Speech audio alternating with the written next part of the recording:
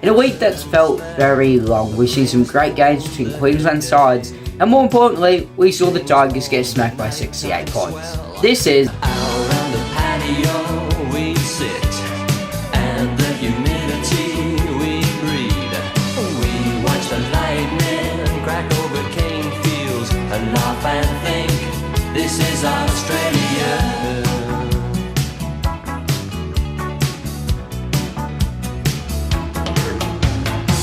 The block is awkward, it faces west, long diagonals and sloping to... Hello everybody and welcome to LTW. I'm your host Expert Ollie and welcome to a Tuesday LTW. Normally these are on Monday, but because of the long weekend, because of the King's birthday, PARRA just played, so I've got a lot of opinions on that. And this should be a really interesting one. So there's a lot of games, there's a lot to go over, and there's a lot for me to edit. So you know what, let's just hop straight into it with the Thursday night game between Manly and the Rabbitohs.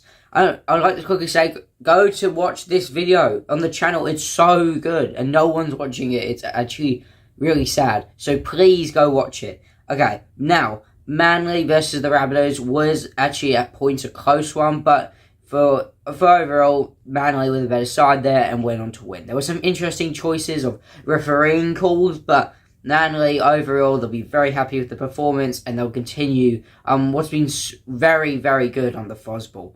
Fosball's doing this amazing thing, and you know what? Check the video. The second time we can start counting the amount of times I tell you to go watch the video. That's how good it is. Now onto the Friday games. We saw an absolute thriller between the Storm and the Knights. Honestly, there's no words to describe how good this game was. Back to back. It kept on going like that until eventually the Storm hanged on and got a win against Newcastle. Unfortunately, the Storm have started to wake back up and their little run of poor form is starting to end. But man, the Knights put an effort up there and they'll be disappointed that they lost. It was really, really close. Two very good sides, and honestly, this is what we want to see rugby league games like. Not like this next one, where the Roosters beat Raiders by 26 points. The Raiders didn't score at all. This week, we've seen two games where two sides haven't scored at all. We've also seen one game where it was 0-0 at halftime. There's something weird about this week. But look, the Roosters dominated the Raiders, and as a Parramatta fan, I'm so happy because we've got the Raiders next week at home. Hashtag, I'm going to be back at home, finally. Even though I went to the game today, which was the first one in a while because we've been away. Okay, forget about the point. Anyway, look, Raiders, honestly, it makes you question about the the 2025 season, where the Bulldogs and the Raiders look so good, and now they're basically at the bottom, and the teams who were good are back to being pretty good. Roosters dominated this one, nothing really much to say.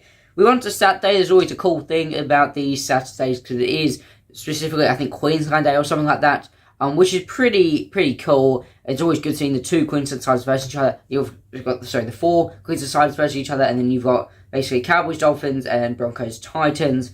We'll get into the Broncos in a minute, but the Cowboys, man, it was close, and then the Dolphins just completely ran away with it like they can do in games. It's an annoying one for the Cowboys, but man, the Dolphins, there's something about them. I think this year is going to be the time they're going to make the finals. Why is my neck... Okay, now that's from the shirt underneath. I was going to say, why is my neck yellow? Anyway, the other game was between the Broncos and the Titans. What a win for the Gold Coast Titans. That is one of their best wins, I think, since they have made the Gold Coast Titans. Since the Titans have been created, that was probably their best win so far. They were good, man. They were good. They were matching the Broncos. The Broncos literally won the premiership last year, and now they've gone and lost to the Titans at home. Mate, great effort from the Titans. They have to be so proud of themselves. The only good thing about the Broncos, though, that game was, you know what, that beautiful jersey they were wearing. They had a really nice one last year when they played them in a full black. This year, it was full black, but it was shiny. Basically sponsors, shiny badge. It looked awesome. Unfortunately, they weren't able to win in it. Last year, they destroyed the Titans. This year, they lost to the Titans. It was a beautiful try to get the winning moment for the Titans with a beautiful little kick. Reece Walsh, though, there should be some more questions about how he was pretty awful on the defending there. He should have stopped that, but he didn't, and the Titans won. So, good job to the Gold Coast Titans, 23-28.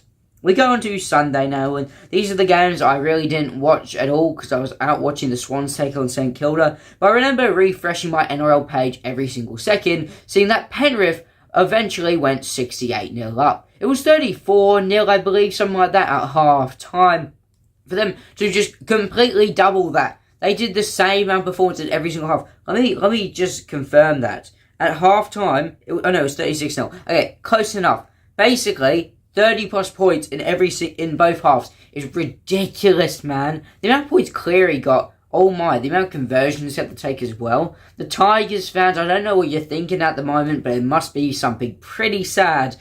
Yeah, losing the 68-0 is not good, and as a Parramatta fan, I am not excited for when we have to go play the Penrith Panthers again, because if they're going to lose 68-0, we're going to be the first team to concede 100 points in the game, and I wouldn't be surprised that happens. If we lose by if they concede 50, they could score 50 on us in one half, and I feel like they would go on to score another 50. That's how good the side is compared to Parramatta. But it's not about Parramatta, because at least we didn't lose by 68 points, and I'll keep telling myself that, because what if you're a Tigers fan, because that's a sad, rough patch to go through.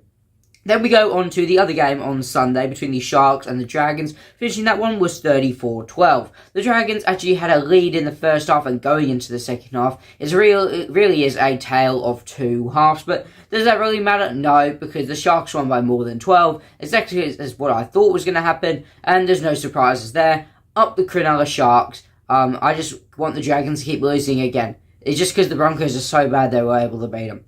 Then we go into the final game that just happened. Parramatta took on the mighty Canterbury Bankstown Bulldogs. I hate Canterbury, I really do. With a dying passion, I hate the Bulldogs. And it was so annoying to lose to them as well. Like, I'm surrounded by Bulldogs fans at that game, and to lose was annoying. We went 12-0 down after a 0-0 first half. I don't even want to talk too much about the first half. It was 0-0. We don't see that very often. It was basically a tale of Parramatta had a few chances at the end, and they scored that try that got disallowed. I haven't really had a good look at it. It was probably the right call anyway.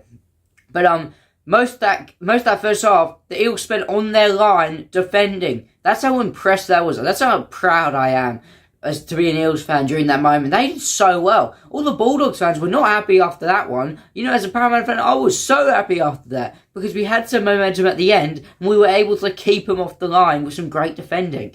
They only went on to score their two tries through two mistakes, one coming from that Sam Rani moment, and one coming from Iongi under the pressure of the kick, leading to Crichton's first try.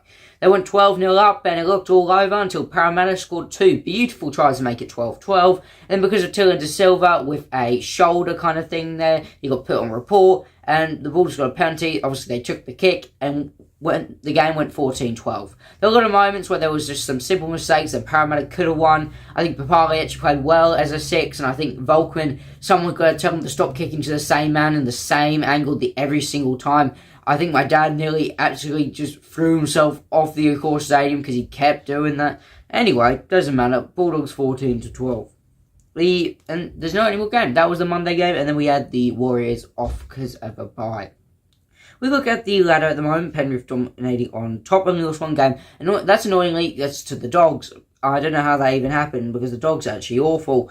Manly in top 4, Dolphins in 5th. It's looking like an interesting 8 that I definitely didn't expect. You see the Cowboys in 9th, Tigers 10th, Storm 11th, 12th is the Broncos, 13th Dogs, 14th Raiders, 15th Titans.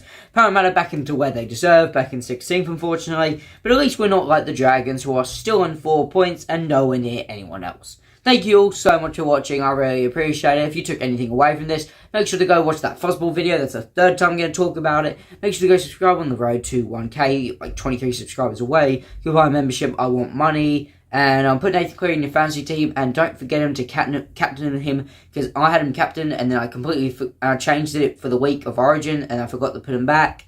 So, yeah, I missed out on whatever 87 times 2 is, I don't know. Anyway, I'm bad at math, that's another takeaway from this. Up Parramatta, I hate you doggies. I hope you guys get the spoon of it again. You had one good season. You're not a good side, you're 13th.